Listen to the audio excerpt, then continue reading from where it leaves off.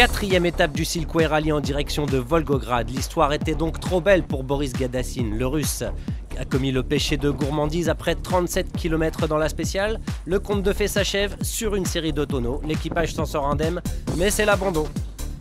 C'est au contraire dans le registre de la maîtrise qu'a donné Ginil de Villiers sur l'étape exigeante de Volgograd. Insensible à la position d'ouvreur de piste, il signe une troisième victoire d'étape cette année. Il devient le premier quintuple vainqueur d'étape sur le Silkway Rally. 3 minutes gagnées aujourd'hui sur Sainz, il s'empare de la tête du classement général. Pour gagner, il lui faudra tout de même contenir les assauts de Sainz qui a été en déveine aujourd'hui. Le moteur de son Race Touareg lui a joué un vilain tour, il a calé. Sur l'incident, le Matador perd 2 minutes 30. Nasser Al-Attiyah peut lui aussi enrager sur la mécanique de sa Volkswagen et précisément la pompe de refroidissement qui l'a obligé à s'arrêter près de 4 minutes. Il reste tout de même 3e du classement général.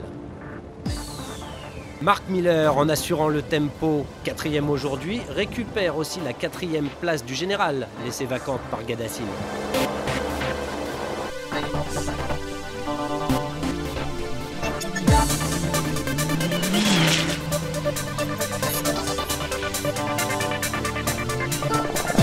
En camion, la mésaventure du jour a été pour Hugo Deusters.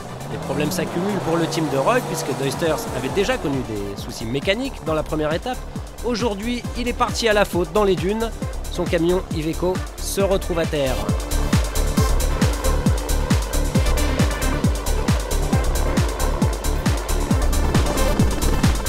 Toujours debout mais bien trop distrait, Alès Lopreis a perdu près de 39 minutes sur la tête de course aujourd'hui. Principalement sur des accumulations de mauvais choix de navigation. Le Tchèque a senti le souffle de Vladimir Tchagin qui continue d'impressionner par son coup de volant. Dans la cabine d'un autre Kamaz, celui de Firdaus Kabirov, on insiste sur la concentration, le sang-froid, la lucidité. Ce sont ses spécialités, avec la vitesse bien sûr.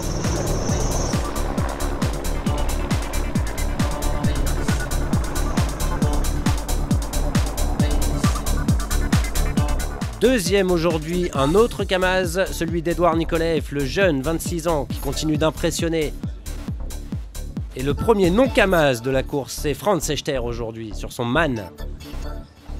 Le rayon de soleil de la journée pour le team de Roy est venu de Pep Villarroca, qui signe sa meilleure journée, une 5e place aujourd'hui.